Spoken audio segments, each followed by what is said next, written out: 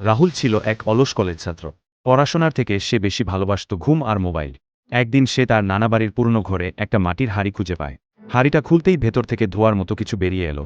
আর সঙ্গে সঙ্গে সামনে হাজির হল এক রঙিন জামা পরা ভূত। ভূত হাই তুলে বলল, হাঁফিয়ে গেলাম বসে বসে। কেউ তো হাঁড়ি খুলে না। তুমি 3টা ইচ্ছা চাইতে পারো, বলো। রাহুল একটু ভেবে বলল, প্রথম ইচ্ছা, আমি যেন সারাদিন না ঘুমিয়ে ওয়ার্ল্ড টপার হয়। ভূত চোখ বড় বড় করে বলল, সত্যি? পড়বে না, আবার টপার হবে? পরদিনই সে ঘুম ভেঙে দেখে তার চারপাশে বইয়ের পাহাড়। তার মোবাইল গায়েব। আর একটানা প্রশ্নপত্র এসে পড়ছে তার কোলের উপর। রাহুল দৌড়ে ভূতের কাছে গিয়ে বলল, ভুল হয়ে গেছে। দ্বিতীয় ইচ্ছা, সব আগের মতো করে দাও। ভূত হেসে বলল, করে দিলাম। আর একটা বাঁচল, ভালো করে ভেবে বলো।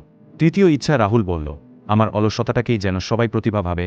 ভূত হেসে হেসে চোখ মুছে বলল, এমন বুদ্ধি তো অনেকদিন শুনি নাই। সেই থেকে রাহুল ইন্টারনেট তারকা, ভিডিও বানায় কিভাবে ঘুমিয়ে ঘুমিয়ে সাফল্য পাওয়া যায়। তবে ভূত হাড়ির ভেতর ফিরে যেতে চায়, কারণ রাহুল তার থেকেও বেশি অলস।